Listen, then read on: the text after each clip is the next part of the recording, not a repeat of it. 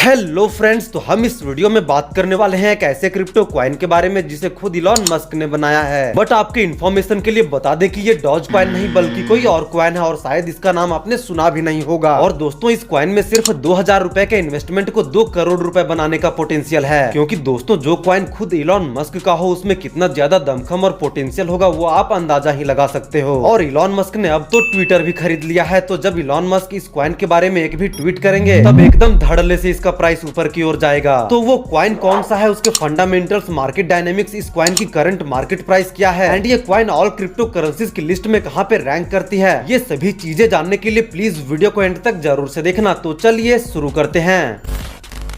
तो गाइस, सबसे पहले तो मैं आपको उस क्वाइन का नाम बता देता हूं। तो उस क्वाइन का नाम है डॉज इलॉन मार्स और इसका सिंबल है इलॉन। तो आप देख रहे हो कि इस क्वाइन में 3 बड़े ही इंपॉर्टेंट वर्ड्स हैं, डॉज, इलॉन, मार्स। और दोस्तों, इससे यही पता चलता है कि इलॉन मस्क का मार्स मिशन, उनका फेवरेट क्वाइन डॉज क्वाइन और उनका नाम, तीनों को मर्ज करके इस क्वाइन का नाम रखा गया है। अब बात करते हैं इस क्वाइन की करंट मार्केट प्राइस की। तो इसका करंट मार्केट प्राइस है $0.501012, यानी कि आप देख सकते हो पॉइंट के बाद 5 जीरो है, उसके बाद 1012 है। और ये देख के पता चलता है कि इस क्वाइन की वैल्यूएशन अभी तक बहुत ज्यादा नहीं बढ़ी है, इसलिए इसमें ग्रो करने का बहुत ही ज्यादा पोटेंशियल है। और दोस्तों, यदि बात करोगे इस क्वाइन की रैंकिंग की, तो ये क्वाइन वर्ल्ड की 115वीं मोस्ट वैल्यूएबल क्रिप्टो करेंसी है। तो गाइज, ये तो बात हो गई बेसिक्स की, बट अब बात करते हैं इसके ग्रोथ की। तो ये क्वाइन मई 2021 में लॉन्च हुआ था और कुछ दिनों के अंदर ही इसकी वैल्यूएशन बहुत ज्यादा ऊपर चली गई थी। उसके बाद कुछ ही दिनों में इसकी कीमत बहुत ज्यादा डाउन भी हो गई थी और फिर इसी फेस में कुछ महीनों तक रही एकदम फ्लैट। आप देख सकते हो यहाँ पे आपको कुछ भी हलचल नहीं दिखेगा। उसके बाद आया वो टाइम जब इलॉन मस्क डॉज क्वाइन के बारे में ट्वीट किए थे।